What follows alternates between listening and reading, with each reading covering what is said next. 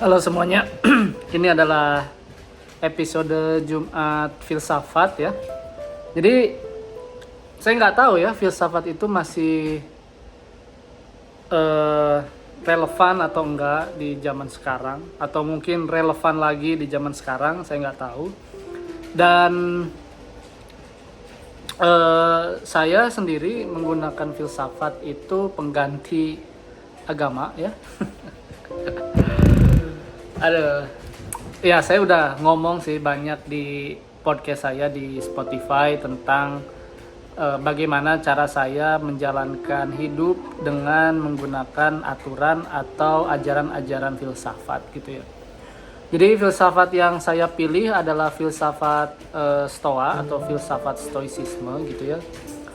Ya sebenarnya sih filsafat ini juga atau ajaran-ajaran filsafat Stoa ini sebenarnya lebih atau familiar di mata kamu ya tentang hak kita itu hidup harus berani, harus sederhana atau harus bisa menahan diri atau disiplin, terus harus adil ya, justice, dan harus bijaksana.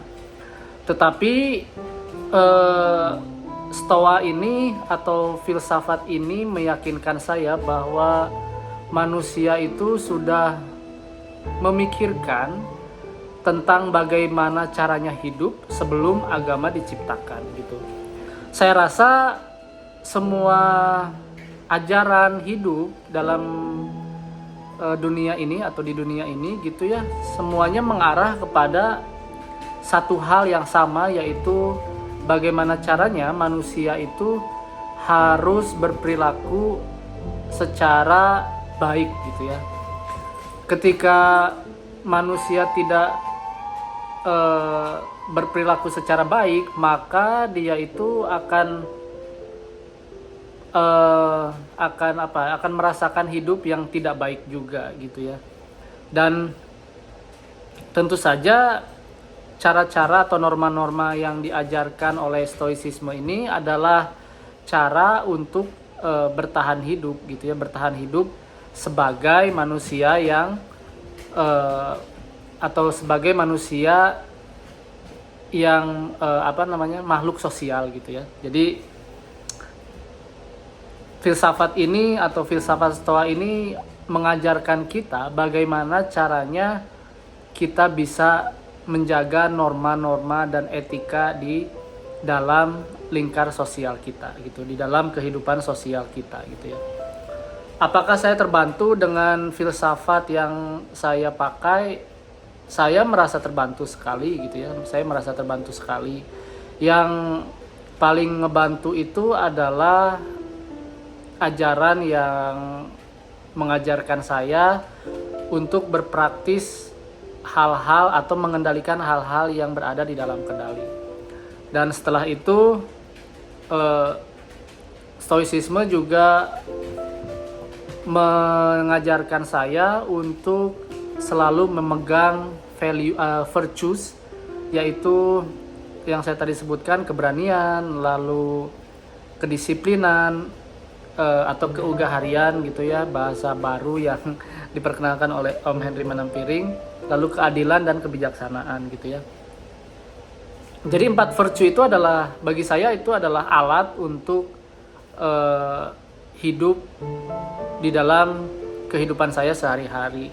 Jadi ketika saya merasa takut untuk melakukan sesuatu yang saya inginkan, atau ketika saya merasa takut untuk melakukan hal-hal yang saya cita-citakan, maka ya saya harus berani gitu ya. Atau ketika saya takut ngobrol seperti ini, setelah menyampaikan isi kepala saya, ya saya harus berani gitu ya.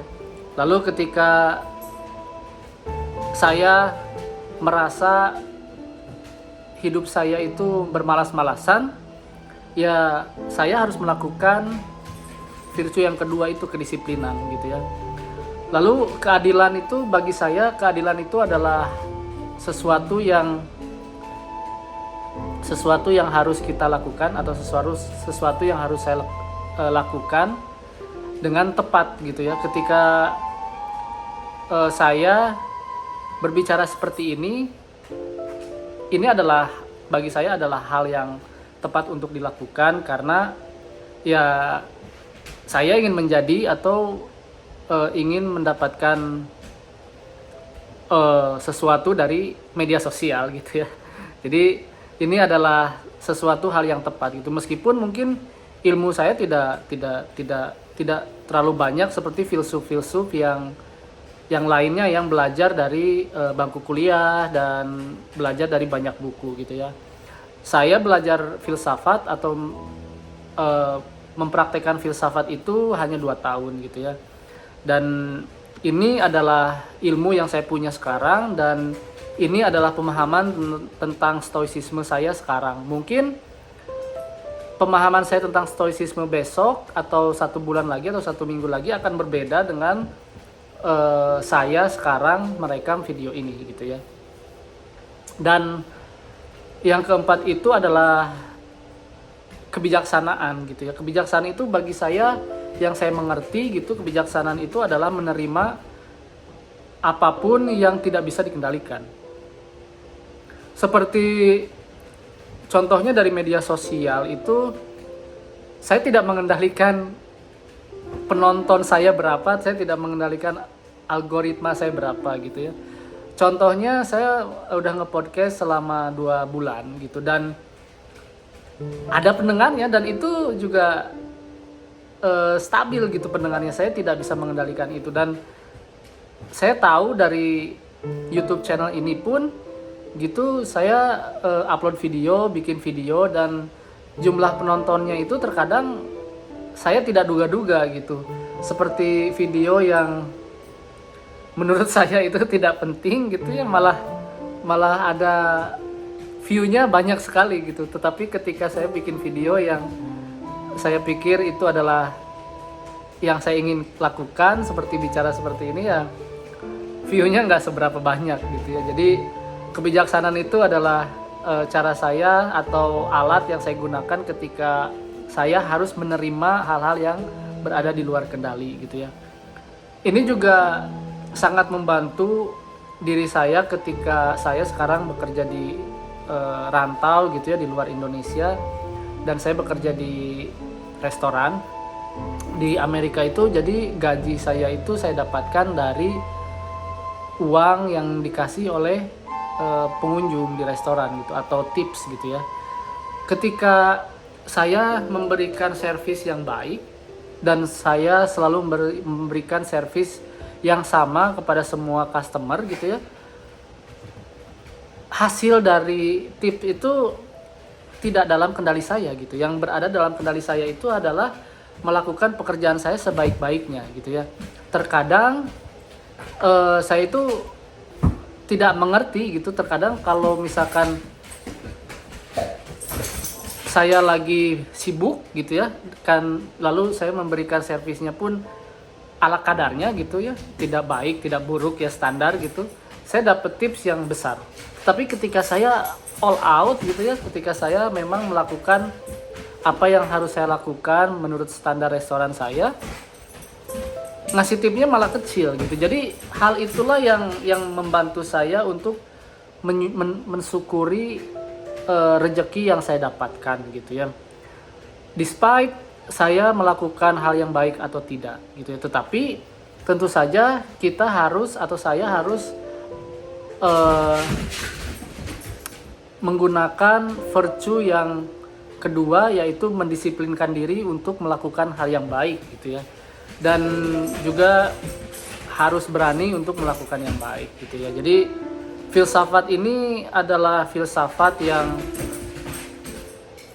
sangat magical buat saya, karena filsafat ini merubah pola pandang saya, pola pikir saya tentang hidup, dan tentu saja membantu saya mengerjakan atau melewati hari-hari saya setiap hari di rantau gitu ya. Jadi filsafat itu adalah alat untuk menyelesaikan masalah gitu ya, bukan hanya secara teori tetapi harus bisa dipraktekkan gitu. Ketika kamu memiliki filsafat lalu atau prinsip hidup tetapi tidak pernah dilakukan, maka prinsip itu tidak ada gunanya, dan filsafat pun sama gitu. Ketika filsafat itu ketika kamu mengerti filsafat, lalu memahami semua quote-quote yang ada yang pernah diciptakan oleh para filsuf-filsuf itu, tapi kamu tidak menerapkannya dalam hidup kamu, itu akan percuma gitu. Karena ya buat apa gitu punya senjata tapi nggak dipakai, kan percuma gitu ya. Jadi ya filsafat itu adalah alat gitu ya, alat bagi saya sendiri, saya pribadi gitu ya. Jadi ya begitulah 10 menit video. Semoga semoga pembicaraan saya ini mewakili teman-teman yang sedang mencari cara hidup atau mencari ajaran hidup yang cocok buat kamu gitu ya. Apapun ajarannya sih, saya sangat menghormati gitu ya ketika ajaran itu bisa digunakan oleh seseorang yang mengimaninya gitu ya. Tetapi bagi saya yakin dan saya sudah percaya gitu ya bahwa filsafat itu bisa digunakan untuk hidup saya dan memecahkan masalah-masalah yang ada dalam hidup saya, kayak gitu ya. Kalau kata Sunda mah saya masih ngomongnya masih balelo, saya juga masih berlatih untuk menjadi seorang public speaker gitu ya. Dan saya tidak menggunakan skrip, saya tidak menggunakan pointer atau apa-apa. Saya selalu ingin berbicara apa yang saya pahami. Jadi ini adalah pemahaman saya. Ketika kamu ingin mengencounter pemahaman saya, silahkan tulis di komen dan jangan lupa di like, jangan lupa di subscribe. Terima kasih. Sampai jumpa di Jumat Filsafat minggu depan.